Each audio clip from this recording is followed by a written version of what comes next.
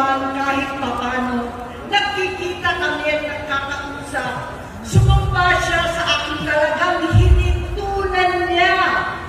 Naniwala ako kasi sabi niya gusto niyang tumakbo.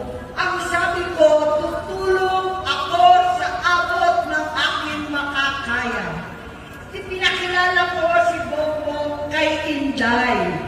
Naging magkatandem sila.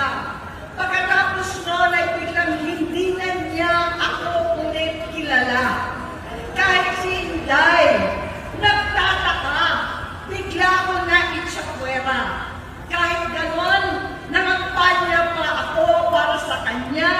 Kahit si Inday na lang ang aking nakakausap. Hanggang dumating ang 2024 at 2025, yung vision niya na ang dahilan ng pagbahak ng korupsyon, kawalang direksyon, at maling-maling mga desisyon. Walang accountability, wala nang hustisya. Hindi na niya alam ang nangyayari. Hindi na pinapaalam sa kanya ang mga pangyayari. Sinamantala ng mga ito ang paggamit niya ng droga. Kinamkam na nila ang kaban ng bayan, habang ang mga dating tumatawag sa amin ng magnanakaw ay nakakita ng pagkakataon sirain ang lahat. Nagagamit na nila si Bongbong para sirain si Inday.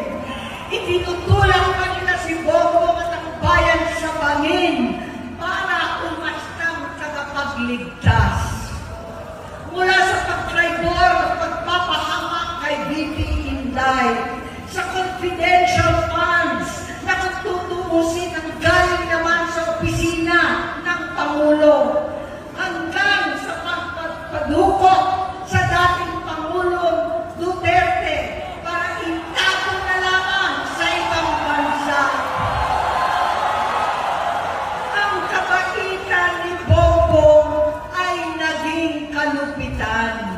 Halo na ang aking nararamdaman, pero alam kong ito ang dulo at hangganan ng aking pagtitiis at pananahimik. Hindi na tayo mananahimik. Dahil nalaman ko pati ang mga anak niya ay nagdodroga na. Pinasusuklaman ko pa ang pag-alok ng mag-inang si Sandro ng droga ang aking mga anak at iba pang mga kamag-anak. Yan ang hindi ko na mapapalampas. Sa loob ng halos 4 na dekada, wala akong ibang pinangarap kundi maipakita sa sambayanan na hindi kami masamang tao. Hindi masama ang pamilya Marcos. Gusto kong ibangon ang dangal ng aking ama. Sa pamamagitan ng nagpagtatrabaho para sa bayan, sinikap kong maging mabuting gobernador, kinatawan, senador. Hindi ako halos nagpapahinga para makapag-iwan sana ng legasiya na kapag sinabing Marcos, nabawi na namin ang tingin sa nakaraan. Sinabi ko kung anong kalagayan niya ngayon. Tulungan niyo akong mapabuti ang kanyang kalagayan.